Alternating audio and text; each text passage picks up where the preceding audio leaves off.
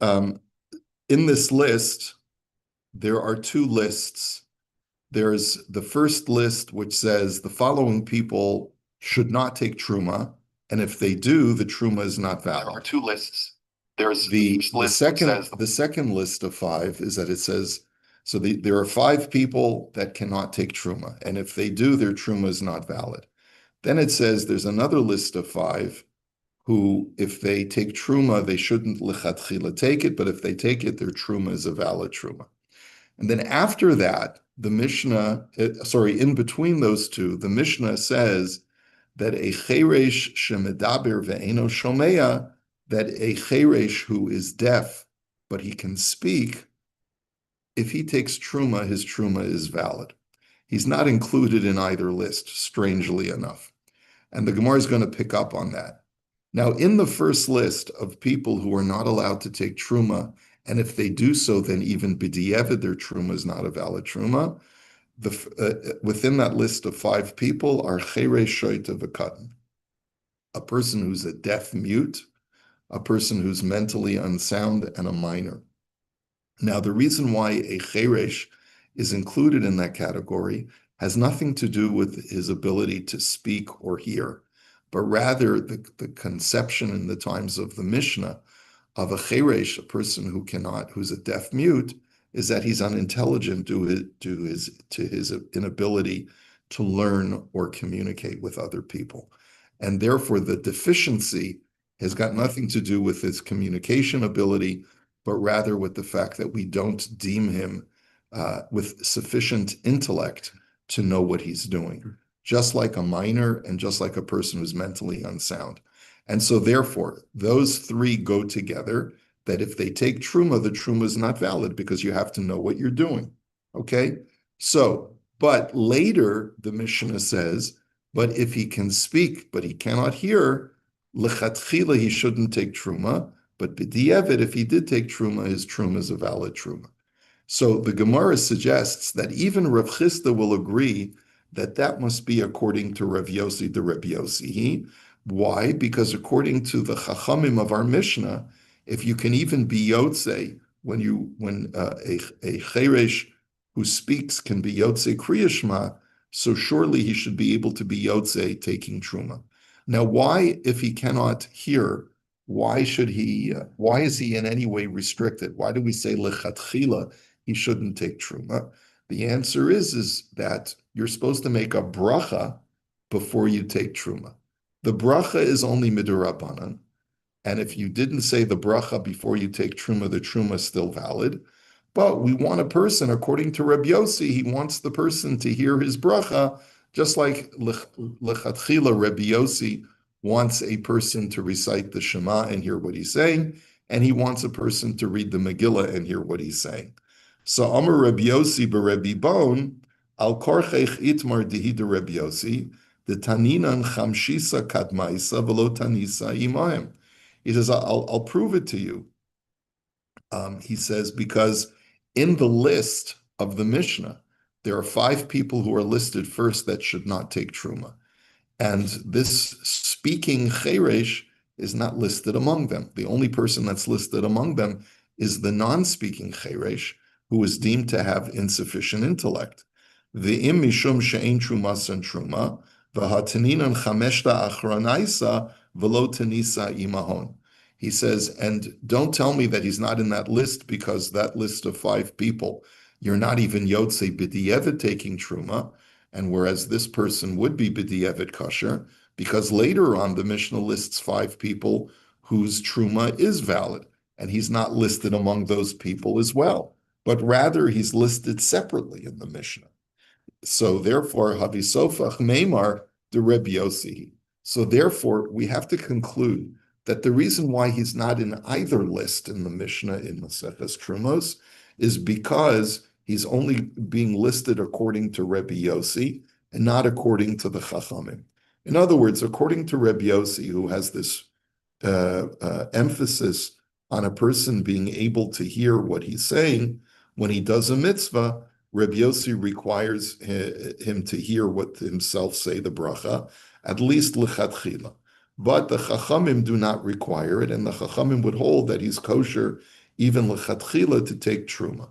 But that's the reason why he's not included in either list in the Mishnah in Maseches Trumas, because his qualifications are only questioned according to one Tana, not according to another Tana. And that's why, the Mishnah was only listing things that are universally accepted without question. And that's why he's not listed. So even Rav Chisda, who suggested previously that in Maseches Megillah, he shouldn't really be included, and it was just an error. Here he would agree that he was included deliberately, and the reason why he's not in either list is because it's according to only Rebbe Yossi.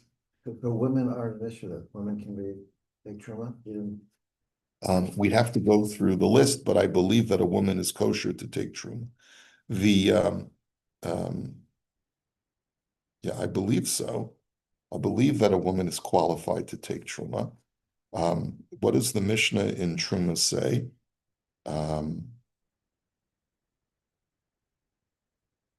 It's right at the very beginning of Maseches Trumos, and I'll tell you what it says.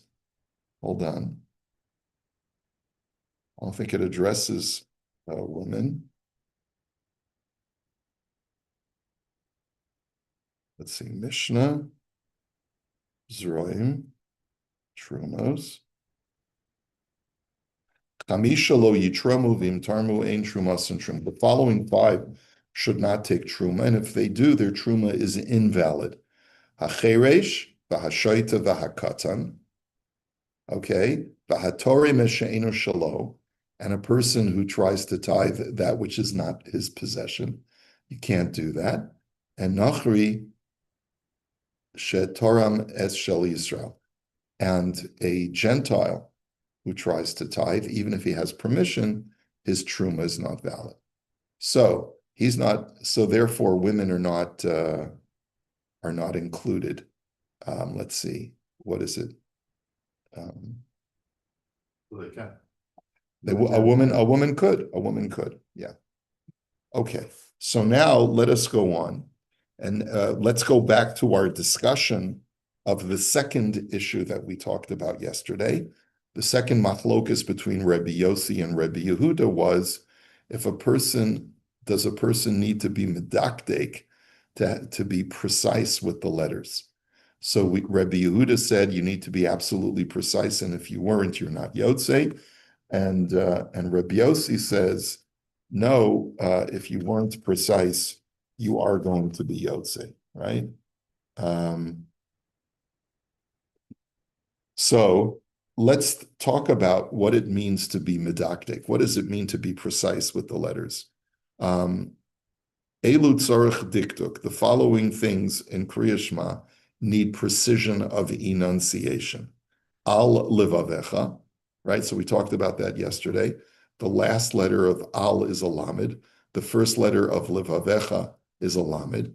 And if you're not careful, it's just going to sound like al livavecha, all one word with just one lamed. Al levavchem, the same thing. Another one, esev bisadecha.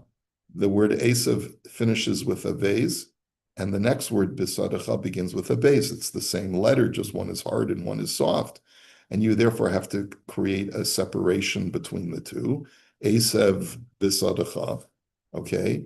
And here's another one, va'avaditem mehira. You will be lost quickly if you don't heed the word of God. So the last letter of va'avaditem is a mem. The first letter of mehira is a mem. And if you're not careful, it could be read as va'avaditem mehira with just one mem. So that's where the line. I didn't look at. That's where the lines are. If you look in the Art Scroll Siddur, you'll see that for the Shema they put vertical lines between those words where you have to be careful. These words, all these words. These words, and I think they do some more also. Long line. You have to make a Small pause. Yeah. Hakanaf pitil, right? Again, pay and pay.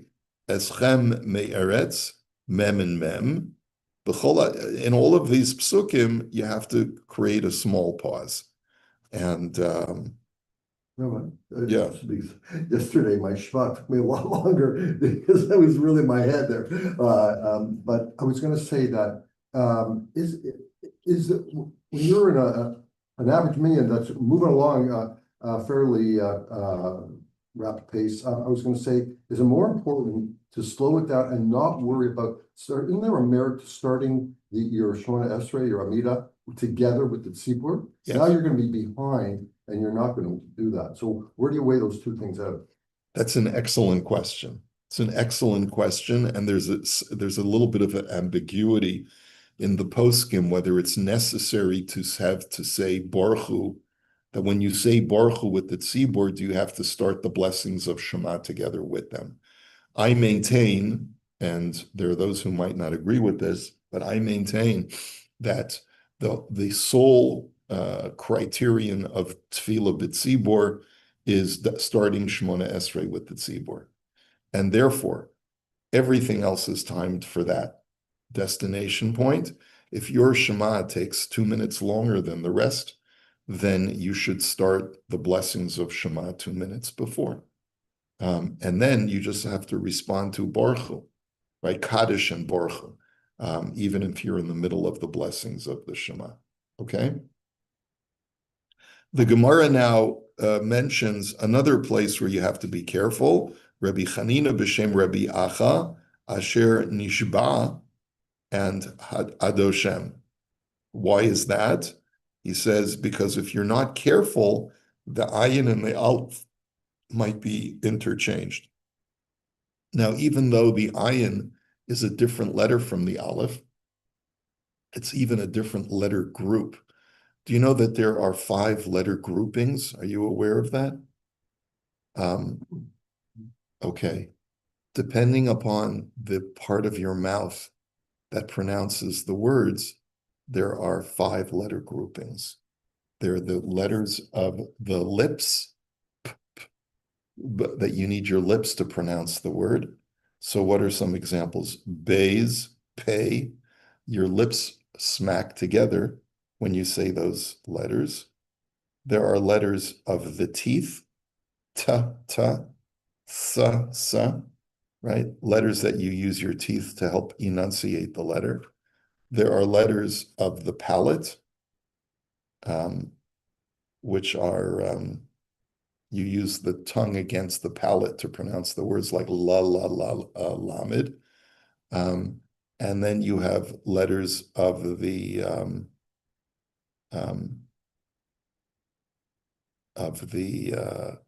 let's, throat, maybe? well, there's the garon, the back of the throat, Right. which are the guttural letters, ayin, kuf, het, right? So those letters require a more guttural sound, and then you have the letters that are just in the air, right? Which basically means like an aleph, a hey, and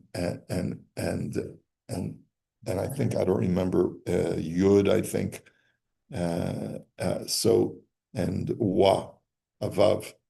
Those letters are used without using any part of your mouth. They're just air coming out of your lungs without, so aleph and ayin are 2 letter groups. They're not in the same grouping because an ayin is a guttural letter in the same category as the het and the kuf.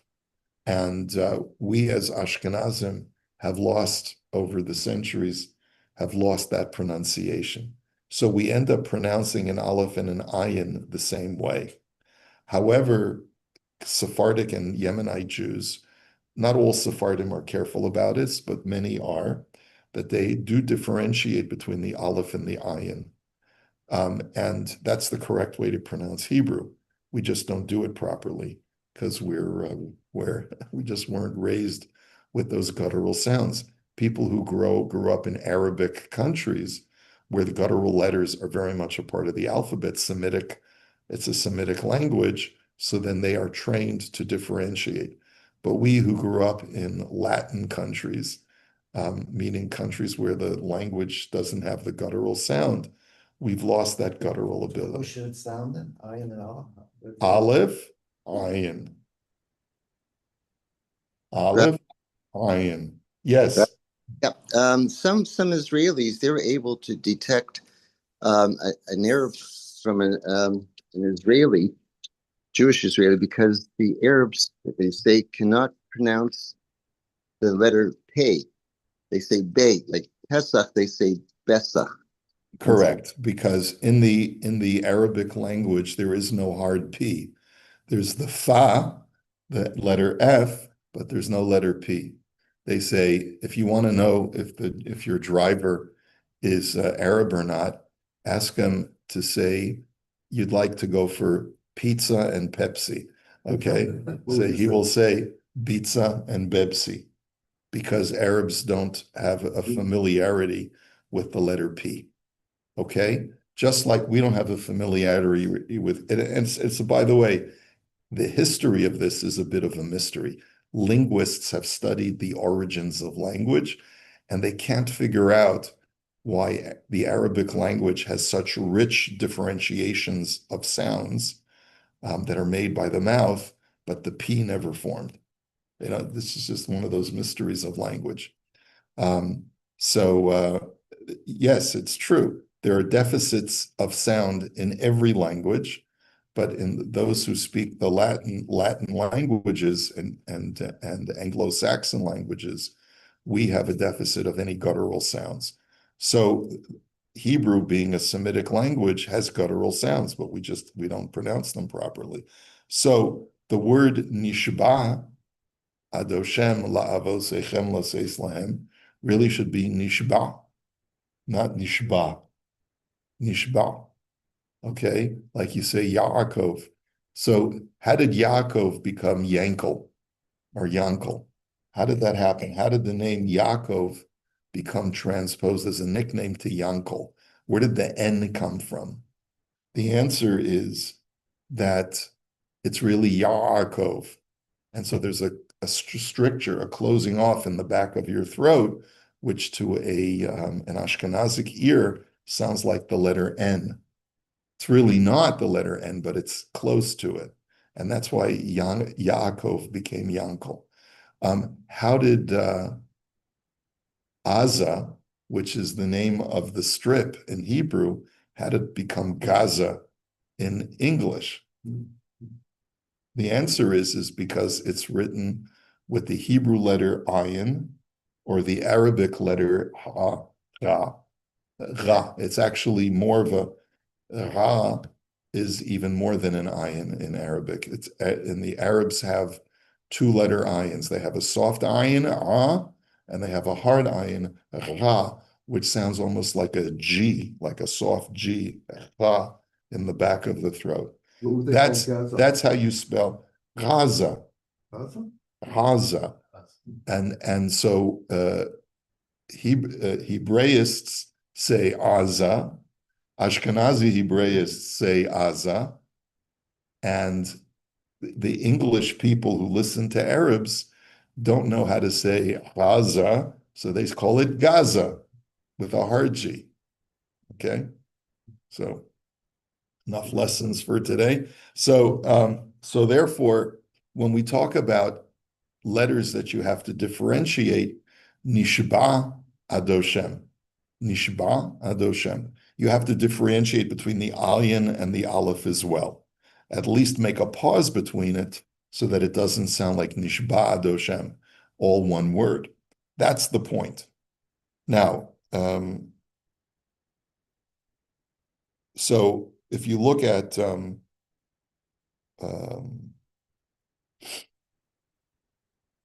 the footnote says, "Kamo kain yesh lahafsik ben milim v'chara af Hashem," that the God's anger will be kindled because chara af, the hey at the end and the aleph can all lead into one, and also v'limadetem otam, because the aleph can be swallowed into the pronunciation of the mem. In other words, the poskim point out that anywhere where it's possible to lose the enunciation of one letter that's adjacent to another letter, they don't necessarily have to be the same letter. They just have to be letters that are similar enough that if you say it quickly, it'll sound like you're saying one word instead of two. So those you have to create a small pause in between. Okay, Now, here's the Gemara mentioning other places other than Kriya Shema. You have to be a bit more meticulous in the enunciation. Rabbi Shmuel Bar Chanina b'shem Rabbi Hoshia, you have to be careful when you say the blessings of the Shema, Yotzer or Uvorei Choshech. When you say that bracha, the Lo Yemar Yotzer or Uvorei Noga, that you have to be careful. Don't say Yotzer or Uborei Noga, that God forms light and creates Noga. It's the word Noga means brightness, but it's used as a euphemism for darkness. But you have to say darkness. Now, if you take a look at the footnote in footnote number 4, obviously it's not a question of pronouncing. Clearly, you know the difference between the pronunciation between the word choshech and noga. So what is being discussed over here?